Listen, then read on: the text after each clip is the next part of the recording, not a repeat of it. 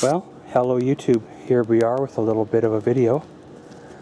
Well, of course, ever since I did the deck project here last year, every time I've been wanting to get the lawnmower, well, right there, into the backyard. The only way to do it is to take it up and over the deck and back down onto, well, the grass. Now, of course, that works quite fine. It doesn't really create much of a mess or much of a hassle. However, there's got to be a better way to gain access to your backyard than, well, up and over the deck. You know, the lawnmower is not the only thing that I do take in here and back out on a regular basis. So therefore, you know, having a hole in your fence can be a good thing. Now, whatever it's been, 6-7 years now since I built this fence. When I built it, it was built out of scavenged or recycled material. The only things I had to buy was the 2x4s, because I didn't have, well, long enough 2x4s.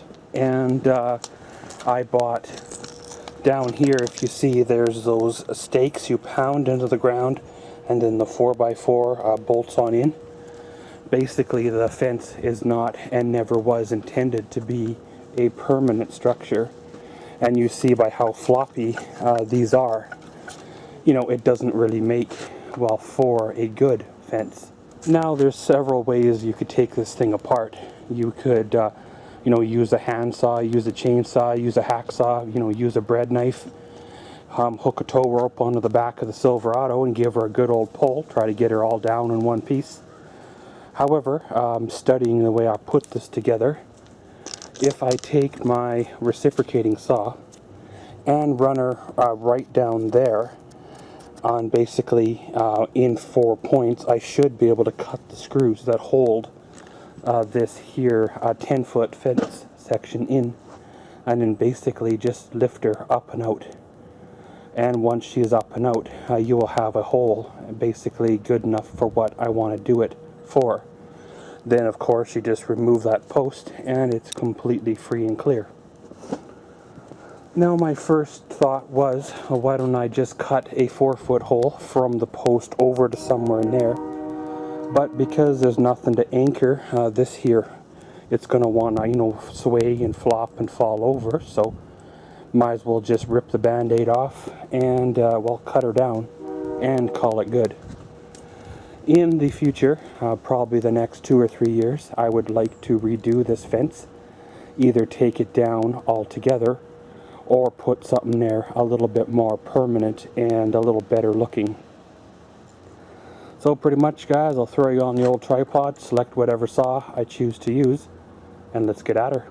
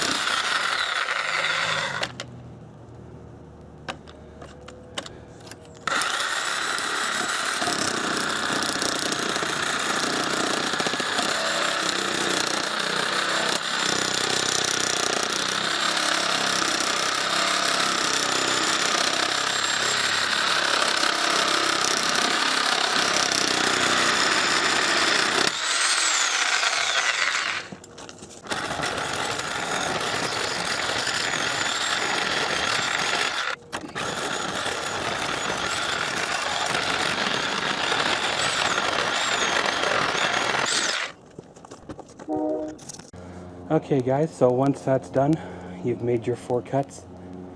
Providing there is no hidden fasteners or anything else holding it on up, it should be ready to, well, fall down. So we'll give her a little bit of a shove.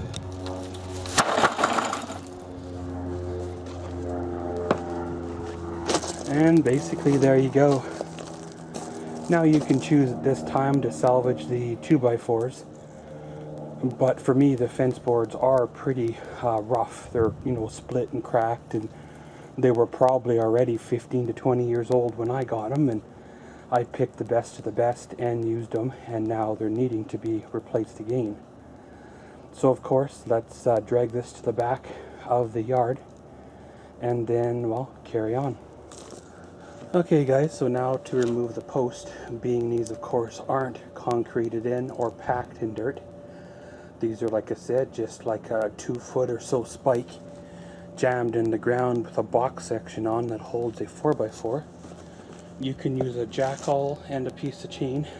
However, for me, I'm going to use a blocking and just a little pry bar. Try to get under it. With a little bit of leverage, you should be able to work it up out of the ground. Kind of like so.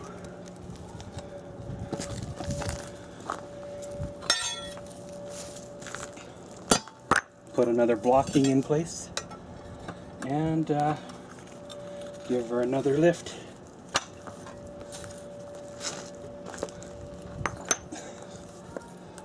Another blocking, another lift. And right there, she should be loose enough to get a hold of to pull out. And basically, that's what you got there. A ground spike with a box section. Okay guys, so there we go, got that post out. Next thing to remove is the 2 landscaping ties. These were put here way back as a divider between the sidewalk and the grass, and then the fence went up and these were kind of left in place. Well, now of course these have to come out in order to basically move on, and really they don't really need to be there because the grass will grow up next to the sidewalk and it'll all be fine. Now I've already cheated and loosened them.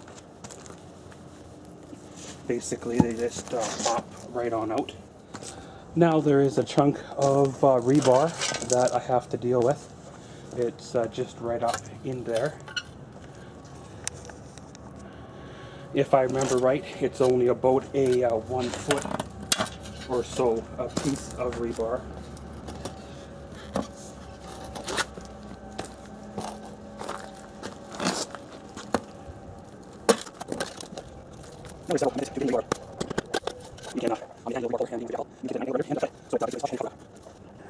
Or you can work on it like I did until she's loose enough, and then basically grab a hold of it and pull it out.